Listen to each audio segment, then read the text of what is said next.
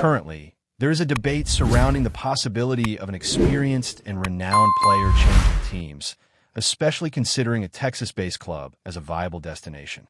Over the years, and after recovering from an injury, his situation has drawn attention from analysts. The idea has emerged that an ideal alternative would be to integrate him into a competitive team where he would not need to be the main focus.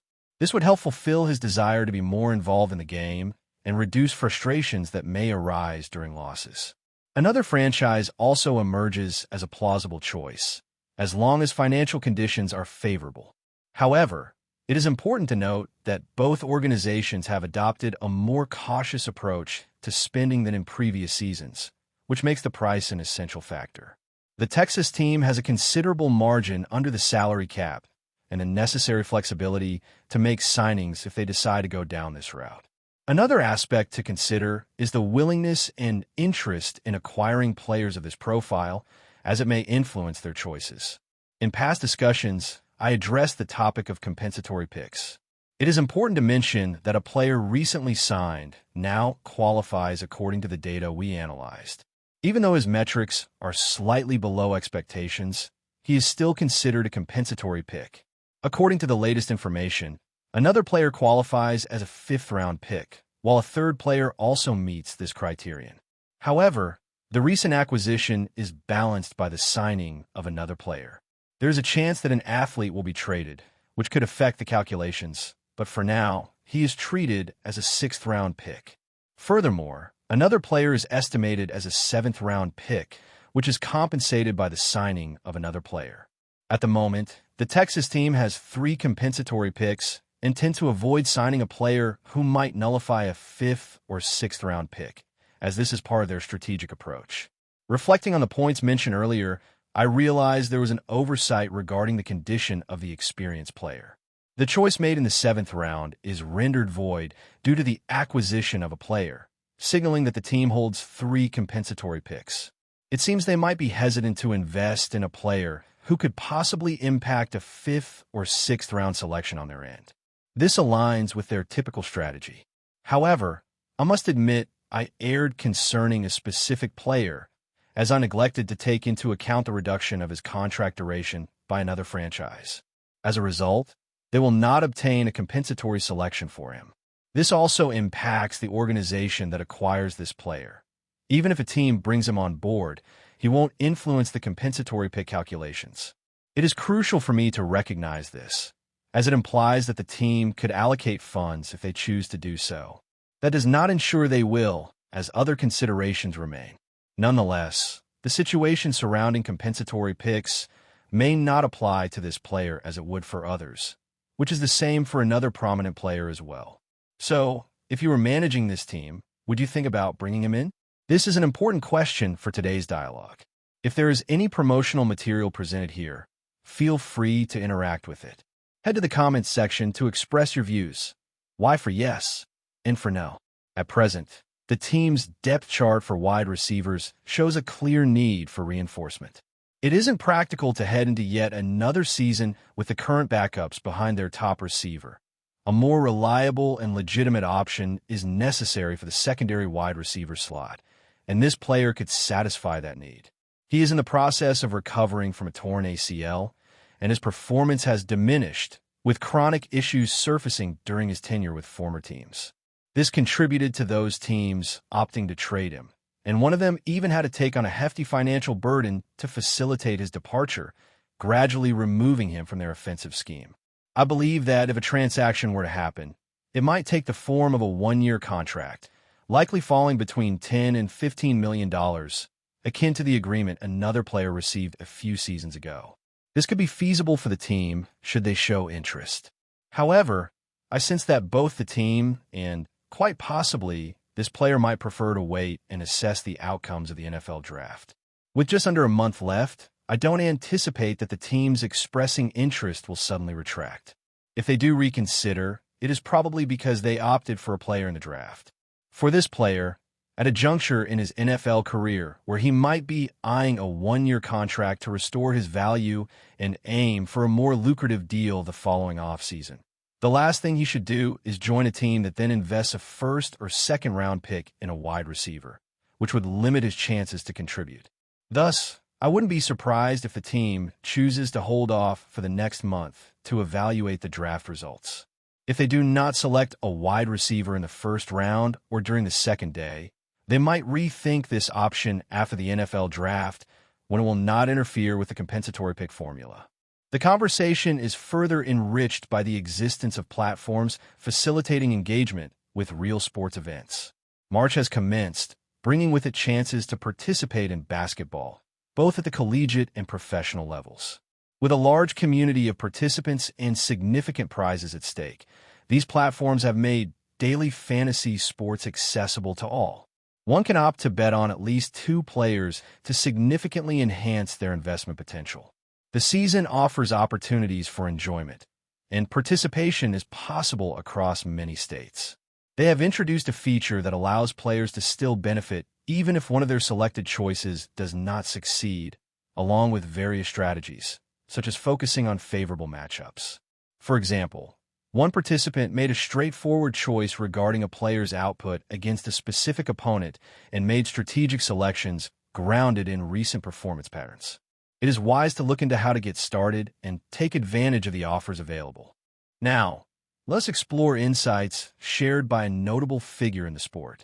Utilize the code CLNS to receive immediately $50 when making your first $5 lineup. You do not need to win to qualify for the $50 bonus, as it is guaranteed. Let's talk about the evident need for the team to select a running back. It has been indicated that the team still faces obstacles, and despite having signed some running backs, there is ongoing concern about keeping a player like Jenny available, as he is a true game changer on the field. While adding running backs is necessary, this athlete stands out. The previous experience mentioned makes sense, as this is how teams operate, and we don't need to delve into more philosophical discussions. If Jenny is seen as an exceptional talent, he might have the potential to be a Hall of Famer. If he maintains the level of an iconic player, the choice must be made. The question is whether he will be available at the 12th position in the draft, which remains uncertain. Excluding a few players from the same expectation range, it is questionable if they will also be available. Should Jenny indeed be present, the expectation is that he will be selected. His performance this year has been remarkable, with impressive statistics across a considerable number of games. The volume of play might be a concern, but his skills are extraordinary. With this in mind, the question is whether the pick should be made or not. During the conversation, it was discussed that it is crucial to support a standout player. It is feasible to succeed with a robust offense and accumulate points. Therefore, in addition to a running back, a receiver is essential to complement the already established player. If Jenny is available, there aren't many others who can compete with him. Some are likely to be selected among the top 10 positions by other teams. Selecting a receiver and a running back early is critical, as both positions are essential, just like a cornerback and an additional defensive player capable of stopping the run. Furthermore, other positions, such as a backup quarterback and the best available athlete, should be considered. I believe these issues will be discussed in this year's draft. It is important to highlight the interest in Jenny, who has a visit scheduled with the local team on a specific date. This visit should be considered a local visit, and this type of meeting is well known in the area. Local visits take into account both college and high school athletes. The team cannot provide transportation for these visits, but the player can organize it as long as they receive the correct designation. Therefore, it is expected that this visit counts as a local visit. Additionally, the team has had positive experiences with visit days that help players adapt. Now, we have reached a significant milestone of subscribers, and the next goal is quite ambitious. If you haven't subscribed yet, there is a variety of content related to the team, including detailed analyses about the draft. Now, it's worth mentioning the visit of another athlete, who is also scheduled to meet with the team on a specific date. The expectation is that this visit will be very important, but confirmation is still uncertain.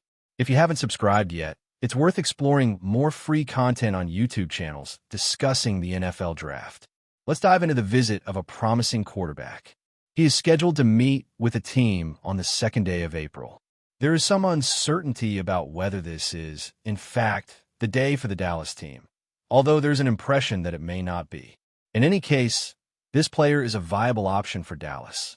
According to the information gathered, and as reported, the informal meeting he had with the team was not a formal meeting, despite any claims that may have arisen. They met at the Combine, and the interaction was more behind the scenes, appearing to be very positive. The brief conversation emphasized his intelligence on the field, and it is not surprising that there is interest in inviting him for more in-depth discussions. He is projected to be selected on the third day of this group of picks, and it will be interesting to see how the quarterbacks of the class develop. The class itself does not seem particularly strong, so positioning him around the 6th or 7th quarterback suggests that he could still be available in the 5th round, or perhaps another player from the same category. More visits are expected to occur for quarterbacks primarily considered as third-day options, but the unfolding events will bring more clarity. Updates on this subject should come soon. What round do you consider ideal to select a quarterback? Opinions can be left in the comment section. Now, a confirmed visit deserves attention. This is the second one that has come up, and it involves a defensive lineman from Texas. It is important to note that Austin is not classified as a local day, and this player actually grew up closer to Houston, having attended Cedar Creek High School. According to information, he will have a visit. His production may not immediately grab attention, as he is not the type of player who stands out quickly. It is not expected that he will become an elite pass rusher, but he is a solid athlete overall. He has excellent size and an impressive wingspan, making him quite effective at stopping the run. Texas used him in different positions along the defensive line, playing as a nose guard and in the 3 technique. On some occasions, he also took on responsibilities at the edge. He is recognized as a defensive lineman focused on stopping the run, presenting remarkable size and long arms, excelling at containing plays. The team employed him in various roles on the front line, playing both as a nose guard and in the 3 technique with some plays on the edge. This is a defensive player who could be an excellent choice in the 3rd round. However, there is uncertainty about his availability at this time, and doubts remain whether a 3rd round selection would be justified. Still, if the goal is to effectively address run-stopping issues, someone like this athlete could fit very well on the team. Currently, his evaluation suggests that his level is between a late 2nd round pick and an early 3rd. But before we continue, don't forget to subscribe to our channel and give this video a like. Your support helps us keep bringing you the latest updates on the Dallas Cowboys. Feel free to share your thoughts on the news in the comments as well. In a surprising turn of events, Ezekiel Elliott has broken his silence and taken aim at his former team, the Dallas Cowboys, in a candid video that has left fans and analysts alike on edge. The running back, who was a key figure in the Cowboys' offense for several seasons, did not hold back in expressing his frustrations and discontent. Elliott's comments, delivered with sharp conviction, are already sparking widespread speculation about the true reasons behind his departure from the franchise. What exactly did he say, and what could this mean for the future of the Cowboys? Elliott, known for his no-nonsense approach to the game, seems to have grown weary of the way his career in Dallas unfolded. In the video, he hinted at feeling undervalued during his tenure with the team, despite his consistent performance on the field. The former Pro Bowler pointed to moments of miscommunication with coaching staff and front office decisions that, according to him, failed to recognize his contribution to the team's success. While he stopped short of naming specific individuals, the message was clear. Elliott felt that his talents were not fully appreciated. This latest development has added fuel to the already simmering tensions surrounding the Cowboys organization. Elliott's words have many wondering about the internal dynamics of the team during his time there. Could there have been deeper issues that led to his eventual release after the 2022 season?